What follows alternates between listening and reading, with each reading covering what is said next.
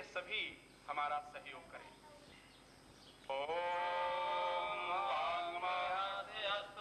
हे प्रभु, हमारी वाणी मधुर हो,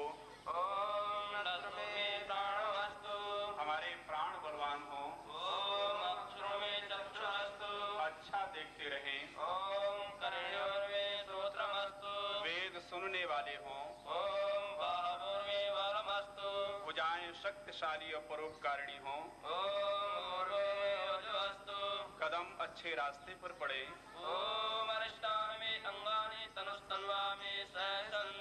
मेरा शरीर स्वस्थ और पवित्र हो। ये जो भविष्यति रक्षति रक्षिता, धर्म की रक्षा हम करेंगे तो धर्म हमारी रक्षा करेगा।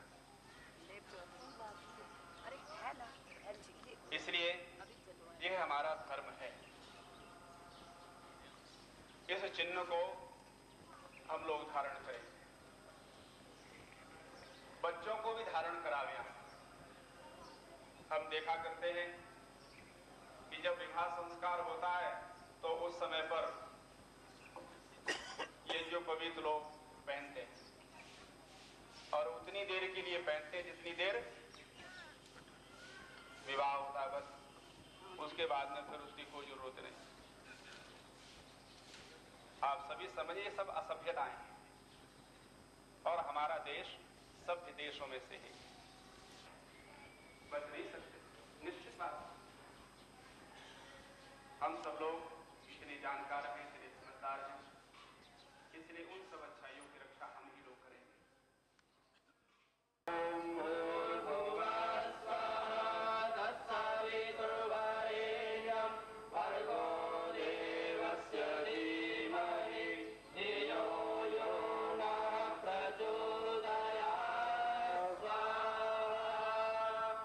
एक मंत्र हम लोग जिस पर ऋषि महर्षि उस मार्ग पर चलते चले आए, हमारे पूर्वज चलते चले आए, वह मार्ग कौन सा मार्ग है? मातरम अमुया पत्तवे कह। यहां कह शब्द के दो अर्थ किए हैं। कह माने कौन सा मार्ग है, और कह माने परमात्मा भी होता है, और कह माने जल भी होता है। तुम्हारा जो मार्ग है कौन सा मार्ग है?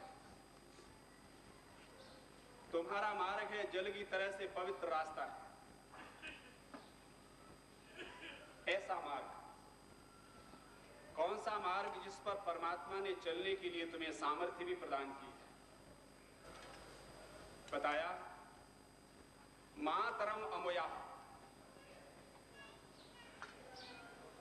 माता के मार्ग को आप अपना। अनुव्रता पिता पुत्रो मात्रा भवतु सम्मनः। माता की जब बात कही जाती है तो समझ लीजिए कि पिता की बात अपने आप ही हो जाती है। क्यों कि माता में से पिता को नहीं निकाला जा सकता और पिता में से माता को नहीं खींचा जा सकता। त्वमेव माता च पिता त्वमेव, ये दोनों एक साथ ही होते हैं। बहुत सारा समय आप देखेंगे जब बच्चे कभी हमसे कुछ ऐसी बातें करते हैं और माँ की जब बात आती है तो वो तुरंत क्या करती है, बच्चे का पक्ष लेते हुए, बच्चियों का पक्ष लेते हुए जब अंतिम बात आती तो कहती है, भाई मैं तो पति के साथ ही हूं, न पिता को अलग कर सकते, वो दोनों इकट्ठे ही रहते। तो इसलिए कहा मातरम, जो माँ का मार्ग है। कैसा क्या मार्ग है? माँ का कभी अपमान न करे, सपने में भी अपमान की बात को न सोचे करे। एक वेद मंत्र में बड़ा स्पष्ट कहा, स्तुता मया वरदा वेद माता प्रचोदयन्ताम। ये वेद जो है ये भी हमारी माँ है, वेद माता प्रचोदयन्ताम। इसीलिए इस माँ के मार्ग का कभी हम लोग अपमान करें हमेशा। जिस माँ ने हमें जन्म दिया है, जिस माँ ने हमें ज्ञान दिया है, जिस माँ ने हमें जीवन दिया है, वह हमेशा सम्मान करने योग्य है। कहते हैं वही लोग यजमान होते हैं जो इनका सम्मान। आप लोग, हम सभी लोग इस बात को ध्यान में रखेंगे हमारे माता पिता हैं तो बहुत अधिक मान सम्मान और व्यवहार करने योग्य हैं। यदि परमात्मा की नियति में और व्यवस्था में अगर वो नहीं है तो फिर भी, क्योंकि माता पिता हमसे दूर नहीं।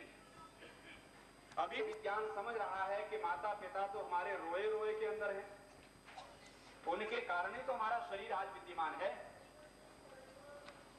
और कई बच्चों की तो शक्लें भी माता पिता की तरह से होती। तब अब देख लीजिए, तो ये सब व्यवस्था इसी प्रकार से है कि उस माता का जो वेद माता है, जिसको हम लोग अध्ययन स्वाध्याय कर रहे हैं, वे तुमेव माता च पिता है। और उस तुमेव सामान से भी करना है और सम्मान से भी करना है। परमात्मा ने हम सब लोगों को उपदेश दिया कि मेरी प्यारी संतान है मनुष्यों, आप सब लोगों को यथावत,